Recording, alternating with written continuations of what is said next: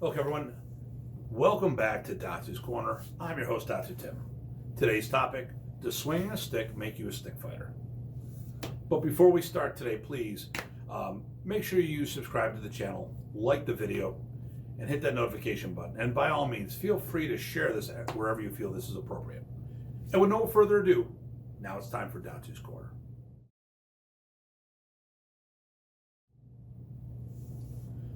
Okay, this episode, does swinging a stick make you a stick fighter?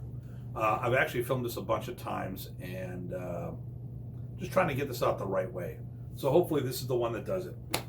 I was thinking about doing this for quite some time, and recently on an interview I heard someone brought this up again, and I've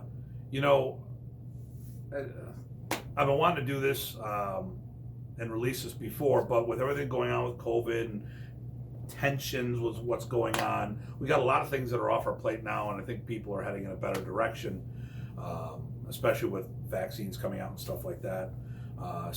Numbers are going down with COVID, so in some regions. So I felt this is probably the best time to pull the trigger on this. So what do I mean that swinging a stick doesn't make you a stick fighter? Well, it's for two groups of people. One is the obvious one.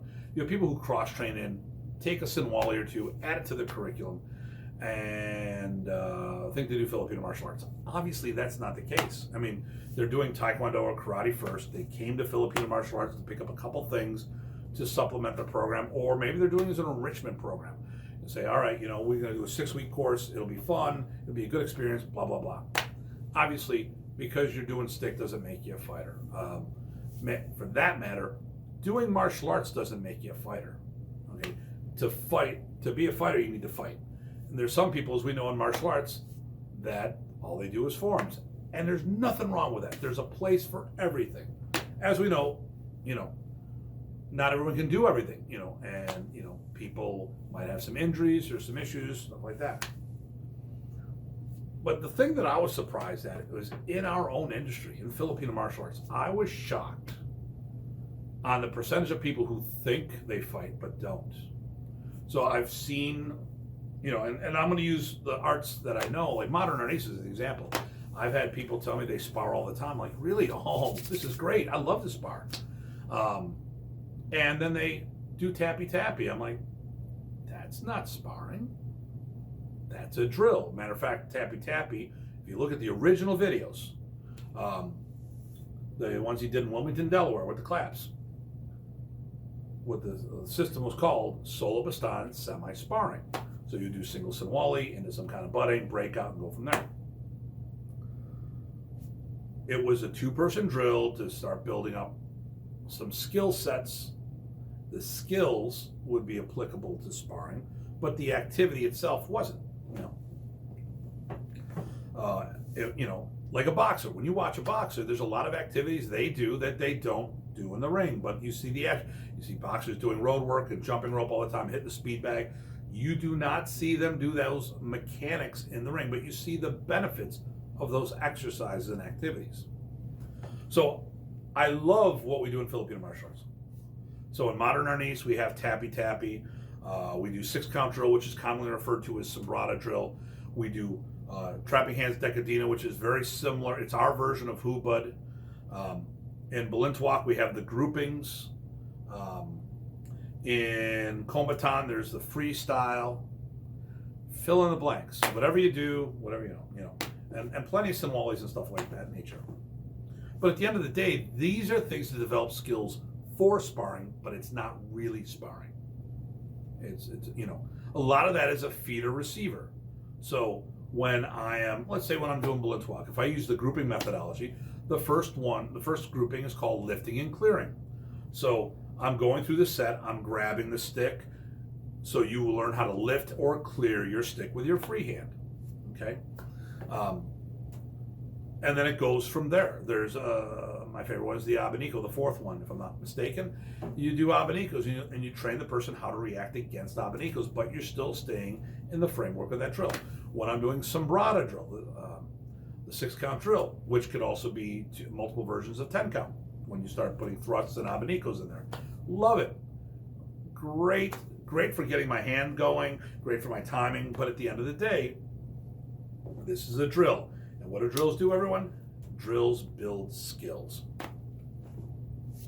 If you're going to claim to be a fighter of something, then you need to fight. If all you're doing is drills, well, where's the fighting from? If you claim to be a stick fighter, you better be stick fighting. If you claim to be a knife fighter, you better be knife fighting. Now, of course, I'm not telling people to go out and stab each other. But like I've done multiple styles of fighting, and one I've actually had a lot of fun with lately is HEMA, Historical European Martial Arts. So I have friends down in Ohio that do this.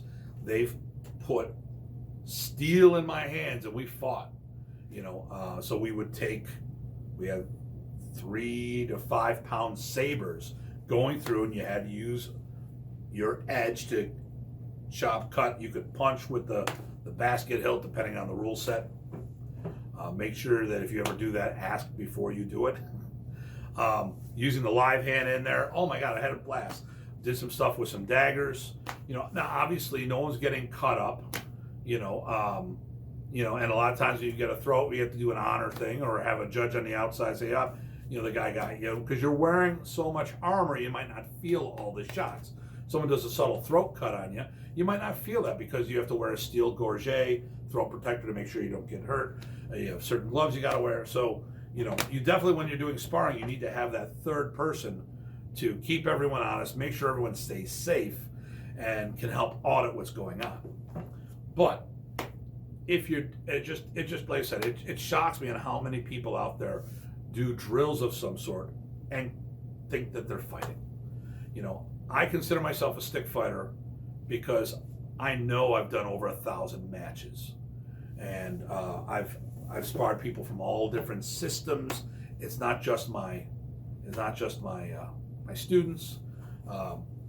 We go out and compete in tournaments, which you don't have to do, but there's fighting going on. I lead from the front with my people.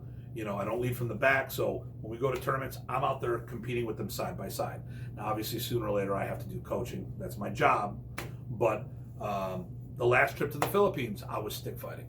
That was an interesting experience. So for those who ever do this, Riddell de Guck is a very good friend of mine, and his was one of the last sessions we went to on the way before we came home.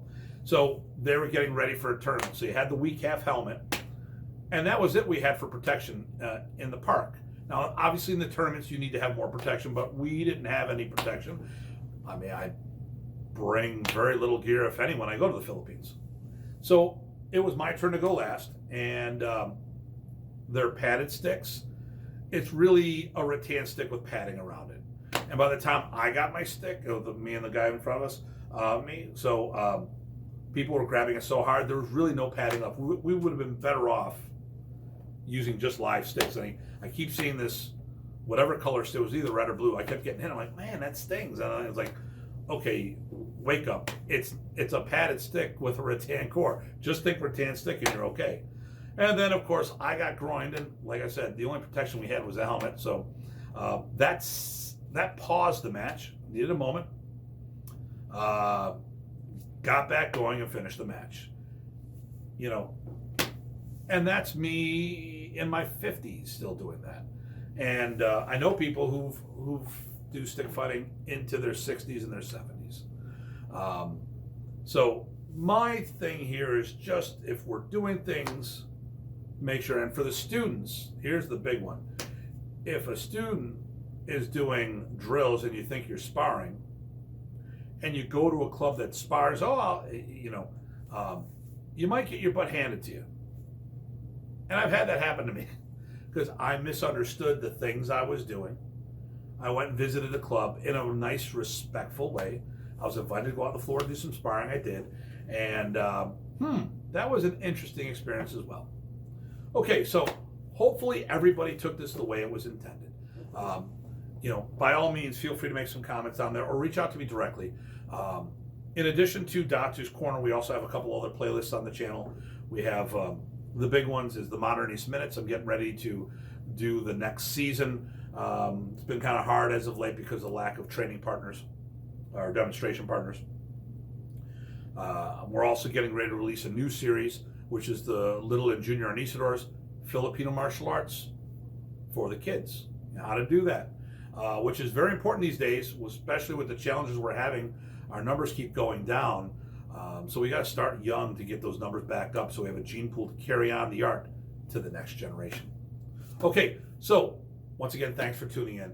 I hope everyone is doing well out there. I'm looking forward to seeing everyone face to face sometime versus doing all this virtual stuff.